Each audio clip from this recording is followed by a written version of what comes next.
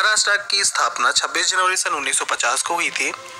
राजधानी यहाँ की मुंबई है तथा यहाँ टोटल 36 जिले हैं। जैसा कि आप मैप में देख पा रहे हैं, रेड एरिया महाराष्ट्र को दर्शाता है भारत के नक्शे में। अगर इसके पड़ोसी राज्यों की बात करें तो छत्तीसगढ़, मध्य प्रदेश, तेलंगाना, कर्नाटक, गोवा तथा गुजरात है, जो कि मैप में इस प्रकार है।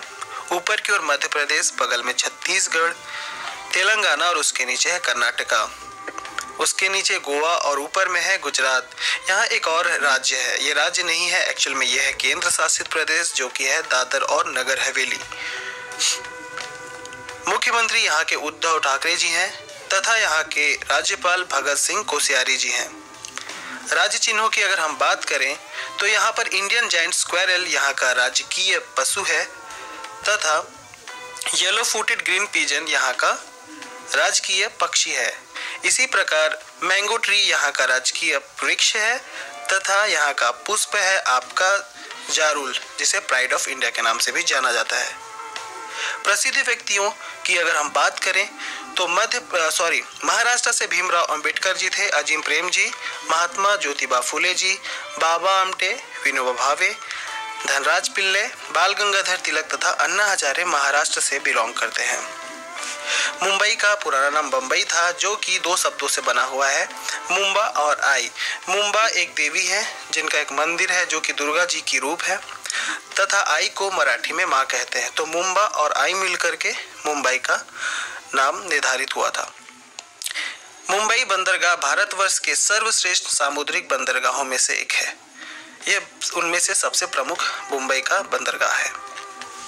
यूरोप, अफ्रीका, अमेरिका आदि पश्चिमी देशों में जल मार्ग या वायु मार्ग से आने वाले जहाज सबसे पहले मुंबई में ही आते हैं। मुंबई को भारत का प्रवेश द्वार भी कहा जाता है। यहाँ पर गेटवे ऑफ इंडिया भी है। तो गेटवे ऑफ इंडिया कहाँ है? मुंबई में। और इंडिया गेट अगर कभी पूछ दिया जाए तो वो कहाँ है? दिल्ली में। मुंबई को भारत की आर्थिक राजधानी भी कहा जाता है। बहुत टाइम ये जो जीके में अक्सर पूछ दिया जाता है कि आर्थिक राजधानी भारत का किसे कहा जाता है, तो बहुत लोग गलत भी कर देते हैं। तो मुंबई को भारत की आर्थिक राजधानी कहते हैं, ये आपको याद रखना है। मुंबई को सपनों का शहर भी कहा जाता है। भारत की अधिकांश बैंक का कार्यालय और सौदागरी कार्यालय मुंबई में ही है। जैसे भारतीय reserve bank, Bombay stock exchange भी यहीं पर है। नदियों की अगर हम बात करें तो इस राज्य की मुख्य नदी गोदावरी, भीमा और कृष्णा नदी है। इन्हीं नदियों से अधिकांश भाग यहाँ पर सिंचित होता है। मुंबई में कलसूबाई चोटी सह्याद्री रेंज में सबसे ऊंची चोटी है। इसकी ऊंचाई 1646 मीटर है। अजंता और एलोरा की गुफाएं, जो कि औरंगाबाद जिले में स्थित है। क्षेत्रफल की दृष्टि से भारत में तीसरा स्थान है तथा महाराष्ट्र का जनसंख्या की दृष्टि से भारत में दूसरा स्थान है।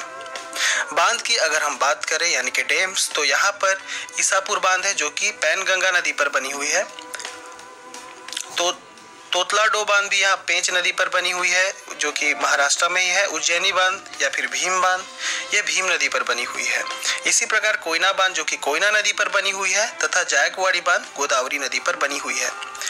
12 ज्योतिर्लिंगों में से 4 ज्योतिर्लिंग सिर्फ महाराष्ट्र में है, यह आपको याद रखना है, जिनमें नागेश्वर ज्योतिर्लिंग औंढा नागनाथ में है, भीमाशंकर ज्योतिर्लिंग जो कि पुणे में स्थित है, त्र्यंबकेश्वर ज्योतिर्लिंग नासिक में स्थित है, घृणेश्वर ज्योतिर्लिंग दौलताबाद में स्थित है।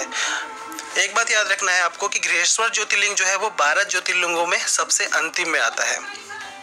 विधानसभा की अगर सीटों की बात करें तो महाराष्ट्र में 288 विधानसभा की सीटें हैं तथा लोकसभा की 48 सीट्स यानी कि 48 सीटें हैं।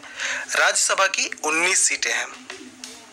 नृत्यों की अगर बात करें तो सोलापुर के धनगरों द्वारा धांगड़ी गाजा नृत्य भगवान का सम्मान देने के लिए किया जाता था, जो कि अभी भी प्रसिद्ध है। पोवाड़ा नृत्य जो प्रसिद्ध मराठा शासक पोवाड़ा नृत्य इसे कहा जाता है, शिवाजी महाराज की आजीवन उपलब्धियों को दर्शाने के लिए ये नृत्य किया जाता है। इसी प्रकार लावणी और कोली नृत्य संगीत और लयबद्ध मूवमेंट्स में मनोरंजन को लुभावित करने के लिए यह नृत्य होता है।